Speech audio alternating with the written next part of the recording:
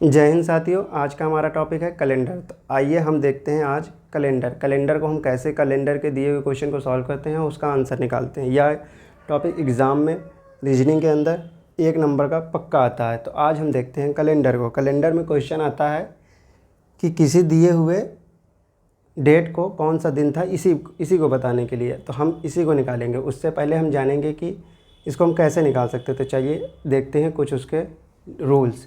तो उसके लिए हमें सबसे पहले याद होना चाहिए कुछ कोड्स, जैसे ये मंथ के कोड है, ये डे के कोड है और ये ईयर के कोड है। अगर ये कोड हमें याद हो जाते हैं तो उसके बाद हमारे लिए कैलेंडर का क्वेश्चन निकालना आसान हो जाता है। तो चलिए पहले हम इन्हें याद कर लेते हैं, फिर कैलेंडर के क्वेश्चन को सेकंडों में निकालते हैं। तो चलिए देखते हैं क्या होते हैं कोड।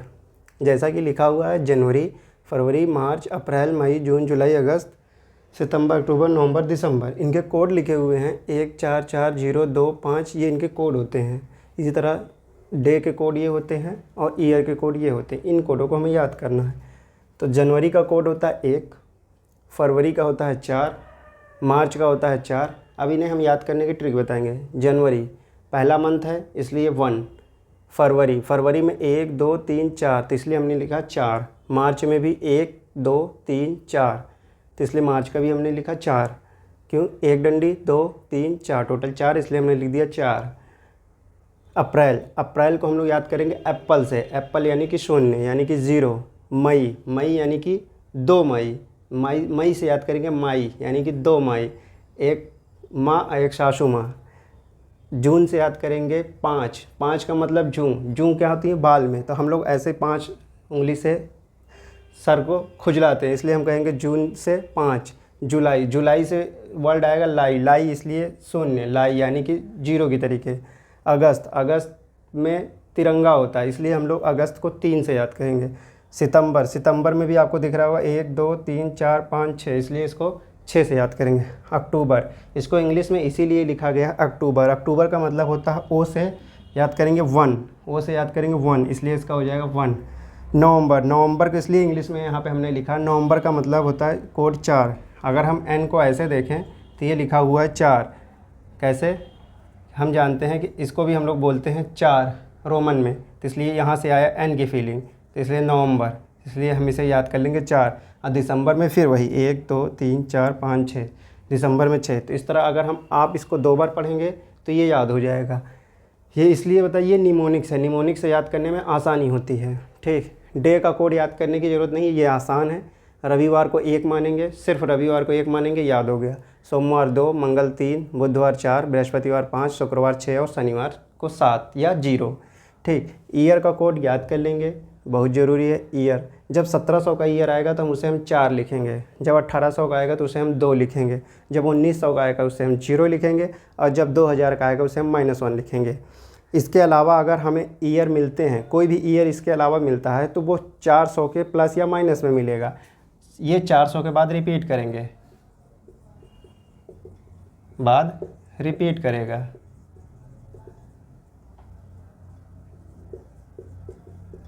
जैसे जो 1700 का होगा वही 17 + 4 2100 का होगा, जो 1800 होगा वही 18 + 4 2200 का होगा, जो 19 का होगा वही 19 + 2300 का, जो 2000 का होगा वही 2400 का होगा। इसी तरह जो 1700 का होगा उसमें -4 कर देंगे, वही 1300 का होगा, जो 18 का होगा वही 14 का होगा, जो 19 का होगा वही 15 का होगा और जो 20 का होगा वही 16 का होगा।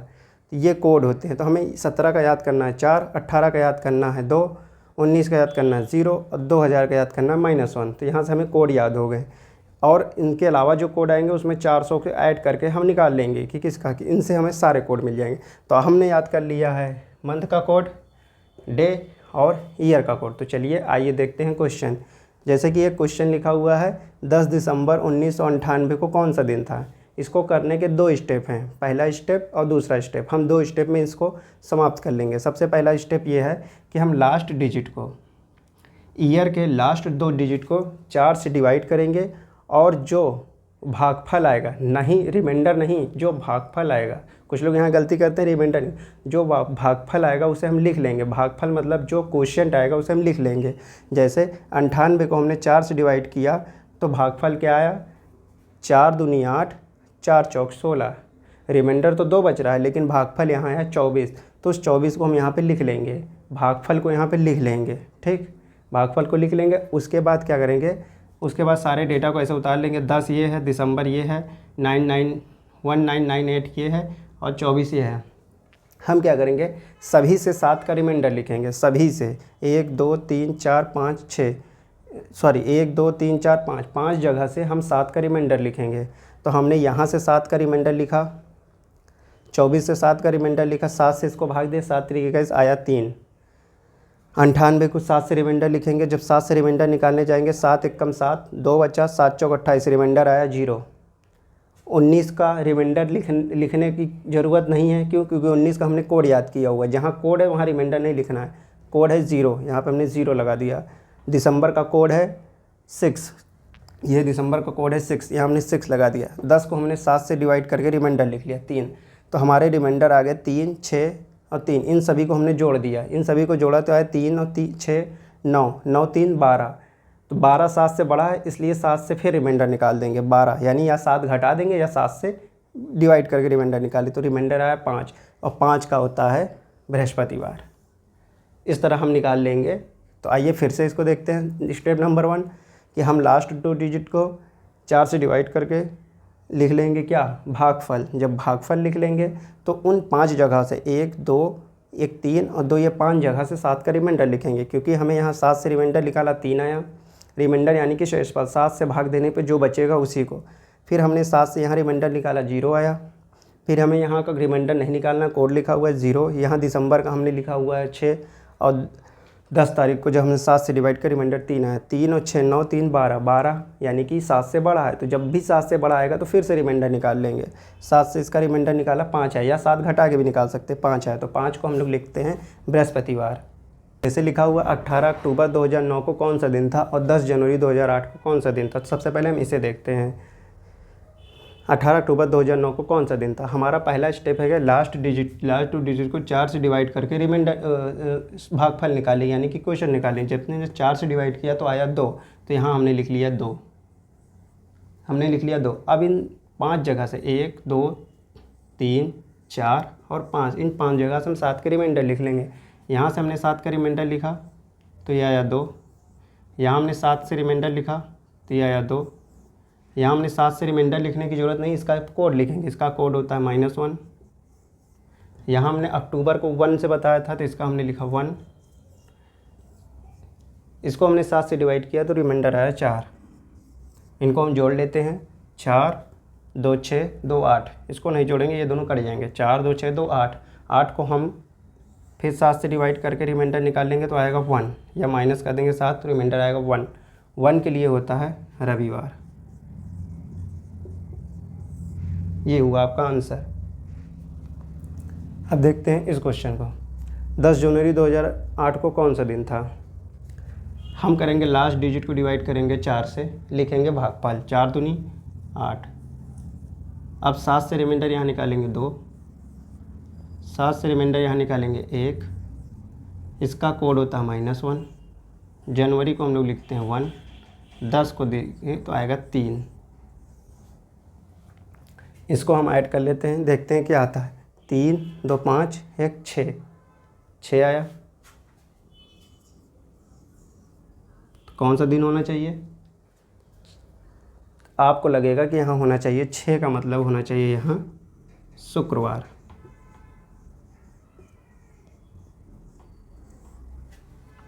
मगर ये गलत है, यहाँ आंसर आएगा -1, दैट इज़ 5, यानी कि बृहस्पतिवार। ठीक, क्यों? इसलिए क्योंकि ये एक एक्सेप्शन है। एक्सेप्शन का मतलब जब भी 2 चीज़ें होंगी, जब भी जनवरी का महीना हो और लीप ईयर हो तो हम आंसर में से एक घटा देंगे, नहीं तो हमारा आंसर गलत आ जाएगा। सिर्फ एक एक्सेप्शन याद करना है, जब भी जनवरी का महीना हो और लीप ईयर हो। लीप ईयर क्या होता है, लीप ईयर वह ईयर होते हैं जो 4 से डिवाइड होते हैं, तो आखिरी 2 डिजिट अगर 4 से डिवाइड है तो वो लीप ईयर होगा। कौन सा ईयर लीप ईयर होगा, जो लास्ट 2 डिजिट 4 से डिवाइड हो वो लीप ईयर होता है। तो लीप ईयर हो और जनवरी का महीना हो तो जो आंसर हमारा आएगा उसमें से एक घटा देंगे, और कभी ऐसा नहीं करेंगे। तो ये जनवरी का महीना था और लीप ईयर था, इसलिए हमने आंसर में से एक घटा दिया, तो हमारा आंसर आया बृहस्पतिवार। इससे आपका कोई क्वेश्चन नहीं फंसेगा, सारे क्वेश्चन हो जाएंगे। हम लोग कहीं कोई एक्सेप्शन नहीं याद करेंगे, सिर्फ एक जगह एक्सेप्शन याद करेंगे, लीप ईयर हो और जनवरी का महीना हो तो हम आंसर में से एक घटा देंगे। तो आंसर हमारा आया था 6, एक घटा दें तो ये आंसर सही होगा। तो ये एक्सेप्शन है, एक्सेप्शन अपवाद लिख लेंगे। जनवरी का महीना हो का मंथ और लीप ईयर, आंसर -1 कर देंगे तो आ जाएगा आंसर, तब आ जाएगा राइट आंसर। जो भी आंसर आएगा उसमें से घटा देंगे तब राइट आंसर आएगा। तो आइए, कभी कभी एग्जाम में इस तरीके के क्वेश्चन आते हैं कि 10 दिसंबर 1996 को बुधवार था, तो 10 दिसंबर 1998 को क्या होगा। इस तरीके के जब क्वेश्चन आते हैं, क्योंकि हमें कोई भी डेट दी हो उसका हमें दिन निकालना आता है, तो हम डायरेक्ट इसका निकाल सकते हैं 10 दिसंबर 1998 को क्या होगा, इसकी हमें ज़रूरत नहीं पड़ेगी। तो हम इसका डायरेक्ट आंसर निकाल सकते हैं, तो इसकी हमें ज़रूरत नहीं पड़ेगी। लेकिन हो सकता है कि उसने यह गलत दिया हो, 10 दिसंबर 1996 को बुधवार ना होकर के कोई और दिन हुआ, लेकिन उसने क्वेश्चन में दे दिया कि यदि 10 दिसंबर, मान लेते हैं यहाँ 10 दिसंबर 1996 को मंगलवार था, लेकिन उसने दे दिया है क्वेश्चन में कि 10 दिसंबर 1996 को बुधवार था, तो अब आपका आंसर क्या होगा। तो आपका आंसर जो होगा उसे देखते हैं, उसे कैसे निकालेंगे। उसमें क्या करेंगे कि जो भी हमारा आंसर आ रहा होगा, जैसे 10 दिसंबर 1996 को आ गया मंगलवार था, लेकिन यहाँ पे दिया है बुधवार, तो हम उस आंसर में एक जोड़ दिए, एक बढ़ा के बता रहा है। तो उसी तरीके हम इसका आंसर निकालेंगे, क्या आएगा। अगर इसका आंसर आता है मान लीजिए बृहस्पतिवार या शुक्रवार, तो हम उसमें से एक बढ़ा देंगे, उसका आंसर दे देंगे शनिवार। तो जैसा क्वेश्चन कह रहा है, इसलिए इसको चेक करना ज़रूरी है कि क्या यहाँ बुधवार था। अगर है तो ठीक है इसका आंसर, अगर नहीं है तो जैसा यहाँ पे हुआ है वैसा हम यहाँ पे कर देंगे। देखते हैं क्या, जैसे कि अब हम देखते हैं इसका सलूशन। 10 दिसंबर 1996 को हम देखते हैं कौन सा दिन था। सबसे पहला स्टेप है, इसको हम 4 से डिवाइड करके क्या लिख लेंगे, भागफल, यानी कि क्वोशंट। 4 से हमने डिवाइड किया, 4 दूनी 8, 4 चौक 16, यहाँ आया 24। 24 को हमने 7 से जब इसको भाग दिया तो यहाँ से आया रिमाइंडर 3। इस लास्ट 2 डिजिट को 7 से डिवाइड किया तो रिमाइंडर आया 7 दूनी 7, 1 कम 7, 7 त्रिक 21, यानी कि 21 5 26, रिमाइंडर आया 5। ठीक, इसका 0 कोड होता है, इसका 0। दिसंबर को हमने लिखा था 6, 10 को हम लिखेंगे 3, तो रिमाइंडर आया 6 3 9, 9 3 12 5 17, 17 यानी कि उसमें से 7 घटाएंगे 10, फिर 7 घटाएंगे तो 3 आया। हम ऐसा भी कर सकते हैं कि 7 को छोड़ते जाएंगे, जैसे 6 3 9, यहाँ पे बचा 7 हट गया 2 बचा, 5 2 7, 7 हट गया 3 बचा, तो 3 यहाँ पे रिमाइंडर। तो 3 को हम लोग बोलते हैं मंगलवार, लेकिन आंसर दिया है बुधवार, तो यानी कि जो भी इसका आंसर आएगा उसमें एक ऐड करेंगे, तो मंगलवार। तो और इसने दिया है यहाँ पे +1, मंगलवार में +1 कर दिया गया है, तभी यहाँ पे दिया। अब 10 दिसंबर 1998 को क्या होगा, हम यहाँ पे लिखेंगे 10 दिसंबर 1998। हमने क्या किया, हमने यहाँ पे 4 से भाग लगाया, 4 से भाग लगाया, 4 दूनी 8, 4 चौक 16। ठीक, जो भागफल आया उसको यहाँ पे हमने लिख लिया। पूरा कटे या ना कटे इससे मतलब नहीं है, भागफल हमें लिखना है। फिर हमने यहाँ पे 7 से इससे रिमाइंडर निकाला तो यहाँ पे आया 3, 7 से यहाँ रिमाइंडर निकाला 0 आया, 7 से यहाँ रिमाइंडर निकाला या इसका कोड लिख दिया 0, दिसंबर का 6, इसका 3, 6 3 9, 9 को हम बोलेंगे 2, क्योंकि 7 हटाते जाएंगे, 2 3 5, 5, लेकिन 5 आंसर नहीं देंगे क्योंकि आंसर में एक जुड़ के देगा, तो इसमें हम एक प्लस कर देंगे, वो आंसर बोलेंगे 6, 6 का मतलब शुक्रवार। इस चीज़ को याद रखें। अब एक कॉन्सेप्ट और रह गया, उसे देखते हैं। कैलेंडर कब रिपीट होगा। हम जानते हैं कि लीप ईयर 28 साल बाद रिपीट होता है। लीप ईयर 28 साल बाद रिपीट होता है। नॉर्मल ईयर 11 साल बाद, और नॉर्मल ईयर जो लीप ईयर के तुरंत बाद आए हों, ऐसे नॉर्मल ईयर 6 साल बाद। रिपीट करते हैं एग्जाम्पल, जैसे 2011 का कैलेंडर कब रिपीट करेगा? 2022 में। क्यों? क्योंकि यह एक नॉर्मल ईयर है और नॉर्मल ईयर 11 साल बाद रिपीट करता है। लेकिन 2012 का कैलेंडर कब रिपीट करेगा? यह एक लीप ईयर है। लीप ईयर का मतलब होता है जिसका जो 4 से डिवाइड हो। 4 से डिविजिबिलिटी चेक करने के लिए लास्ट 2 डिजिट को 4 से डिवाइड करके चेक कर लेते हैं, हमने पढ़ रखा था। इसलिए 12 का 4 से डिवाइड किया, पूरा कर गया, तो यानी 4 से डिवाइड, यानी कि लीप ईयर है। और लीप ईयर रिपीट करता है 28 साल बाद, तो ये 28 साल बाद रिपीट करेगा। 28 2 30 और 10 40।